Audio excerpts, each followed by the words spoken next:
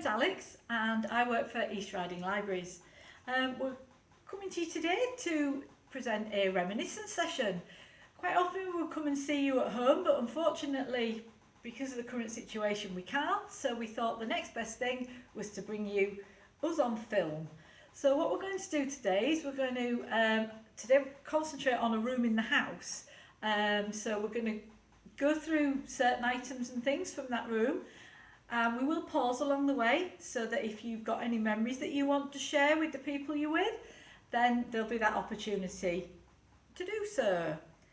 Okay, so the first room we're going to visit, I'm going to let you guess. It's where this would belong. I'm sure you recognise it. So what room do you think we're going to be in?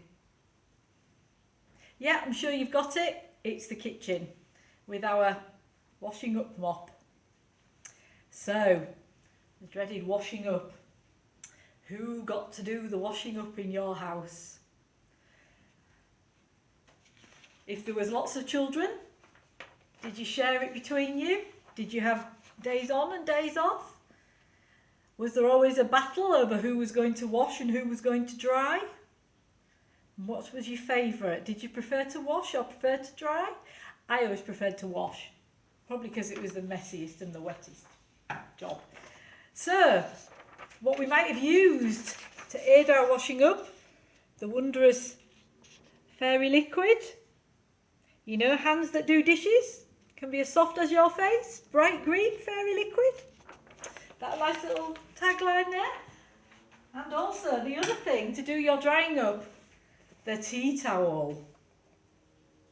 Now a bit later, this became quite a regular present that people brought you back from wherever they'd been on their holiday. Now this one's a Yorkshire Dales one. So did you have any particular tea towels that people had brought you back? Is there any that stick in your memory? We'll just pause now and you can have a little chat about the washing up and who had to do what. Okay, so in the kitchen, that main thing that was in the kitchen, your oven. Now, if it could have been a range oven, which might have been like that, if you can see that. That would probably have been coal or wood, or you might have got a bit modern and you might have had a gas or an electric cooker that looked like that. Okay, so you have a think about what sort of type of cooker you had, whether it was really hard to use, because the gas ones probably had some sort of regulator on them where you could change the temperature, but the old-fashioned sort of stoves, range cookers, they didn't. I'm led to believe they could be quite temperamental with the temperature. Now the thing that we needed for those was our box of matches. Now when I was looking at these, I noticed something on the back. The bigger boxes always seem to come with something on the back. Now this one is a household hint on how to remove marks from your wooden furniture. Or I can buy a food mixer. I'll let you have a look. I could have a food mixer for the fantastic price of £8.19 and 6,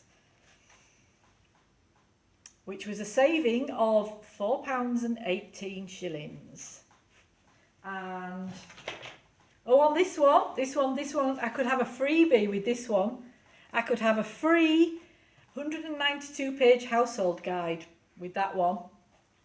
So all sorts of things that we might have needed for our ovens.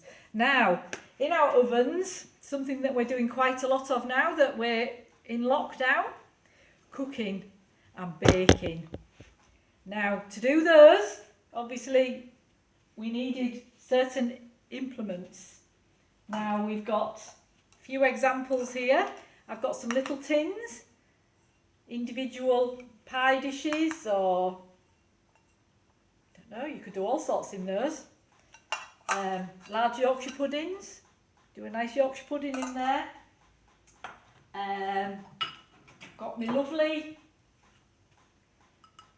lovely pot pie dish, nice deep pie dish, and to go with it, so that my pie's not soggy, I've got my nice little birdie to put in the top of my pie to let all the steam out.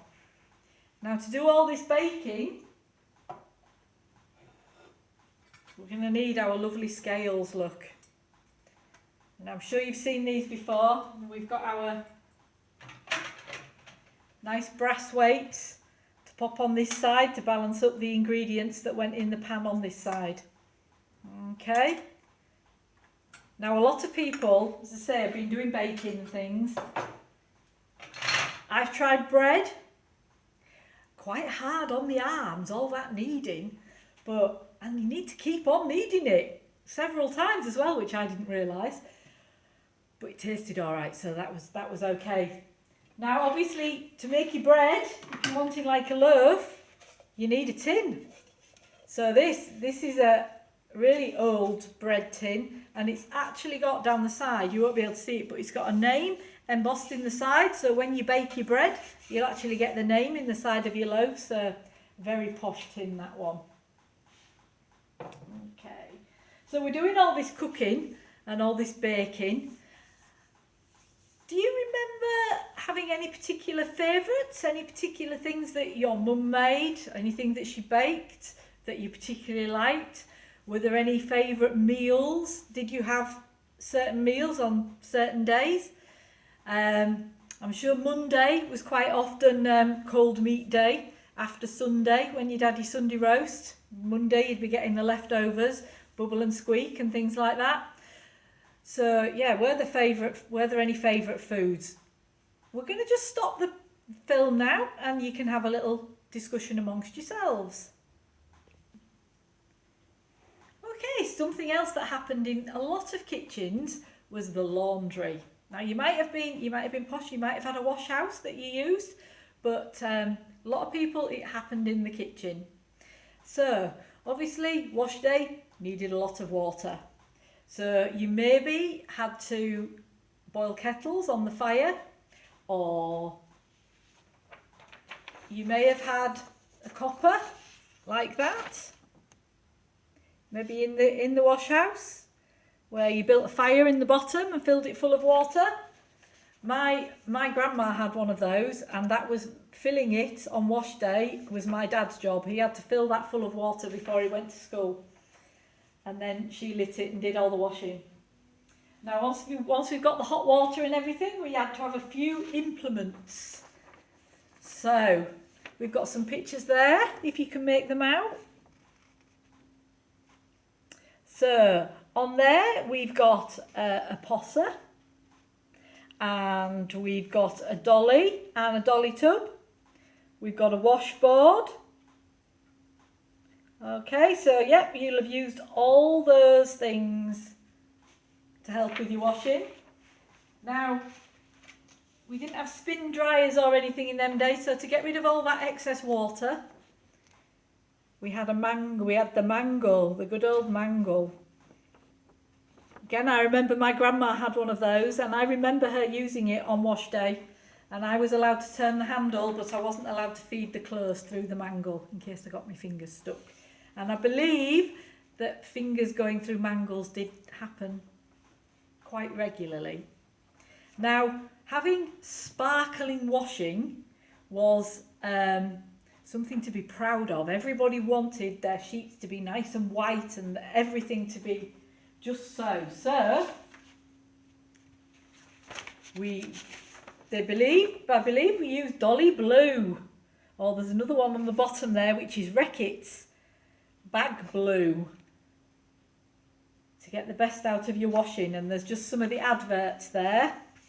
Some pretty little girls for Dolly Blue and Reckitt's Blue. Okay. Now, coming a little bit more up to date onto the washing machines and things. This is what I remember my mum having as when I was a child. She had a twin tub, Now she also used that in the kitchen.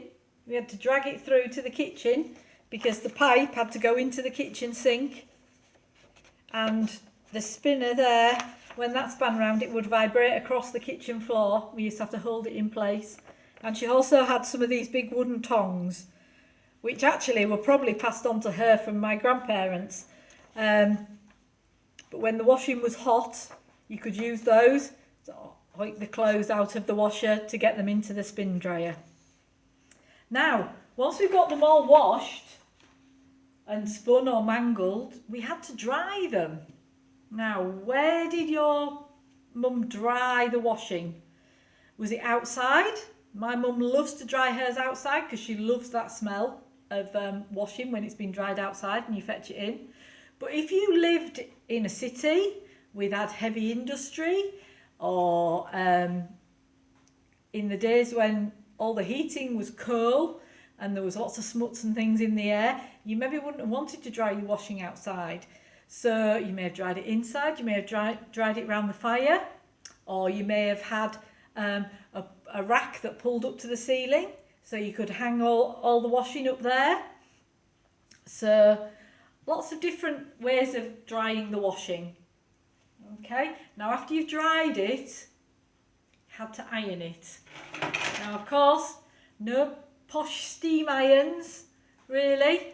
Going back to basics with our flat iron, which you had to put on the stove to heat up, and then I believe you spat on it to make sure it was hot enough, and then ironed away, probably on the kitchen table, on a folded blanket or something.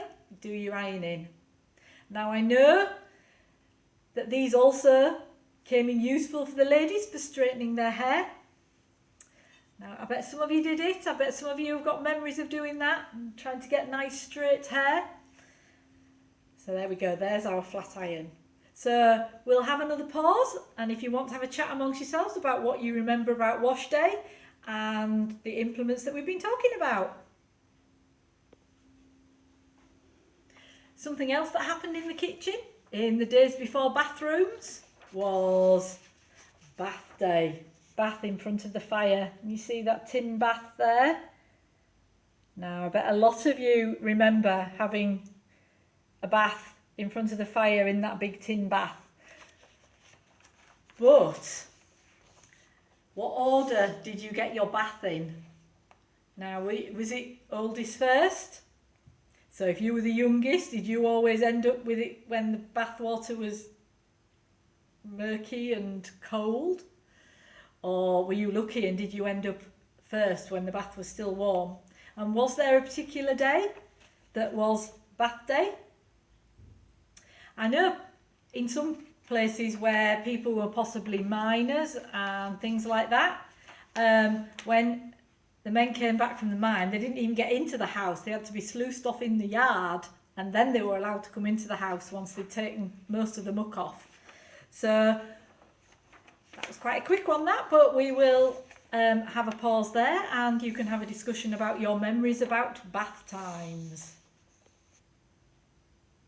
Now, we've been discussing all these things that had to happen in the kitchen. So kitchens had to be really practical, really hard-wearing places. So the floors in kitchens tended to be hard surfaces. They tended to be stone or tiled, or maybe a wooden floor that you could scrub. Now here's an example of a kitchen, if you can see that. Now as you see, there's a nice dresser there that you can put all your crockery in, and some freestanding cupboards. So this is obviously from a time before fitted kitchens as such came in. And I've got another one a little bit later. This is dated, this is 1959 is this one. Now some of you I bet will remember getting your very first sort of fitted kitchen. This is a Hygiena one, and there's 6 Formica colours that you could have had, including Suntone yellow and Corinth pink. So you could have had some lovely colours on the back. You'll be able to see. We've got some yellow cupboards there. We've got some green cupboards there. So these were the early fitted kitchens. Now, going back to the older style kitchens, we've got one here with the old range cooker. Now you can see the flooring. I think on this one it's a tiled floor. Well, all those surfaces, tiles and stone floors and even wooden floors, they're all quite hard and quite cold. So to soften them, people made rag rugs. Now I'm sure some of you will remember, if you didn't make rag rugs, that parents or grandparents making them, because obviously they were made from rags. They were made from old clothes or anything they could lay their hands on. Here's an example of one being made. So just a piece of hessian, and they're just poking bits of material through to make a rug. So if you want to have a think about who made those rugs and also who had to clean those rugs, because they would go out into the yard and they would be beaten to get all the dirt out. On this picture here, you've got your trusty carpet beater there, look, all ready to take the rugs out and beat them. Okay, so that's a few things about the kitchen and about the flooring and all sorts of different things. I'm sure when you have a chat amongst yourselves, there's all sorts of things that you can remember about the kitchens that you had when you were a child or when your children were young. So that's kitchens for today. Now, we have one thing that we need you to help us with. We have a mystery object. And it is a bit of a mystery because somebody's donated it and we don't know what it's for. It looks a bit like a mini chip pan, the basket that you would have had in your chip pan, but this has a lid and it snaps shut. Now it looks as though you would put something in it, maybe to infuse something, I don't know. It might have been to hold your dolly blue, I don't know. So we'd like your help. If you know what this is or can give us any idea what it was used for, if you can send us a message on Facebook to East Riding Libraries, Museums and Archives is us on Facebook. So if you could help by telling us what that is, we would be really grateful. Okay, so that's the end of our film for today, our whistle-stop tour around the kitchen. So we'll just leaves us to say goodbye, and we will be back soon with another room.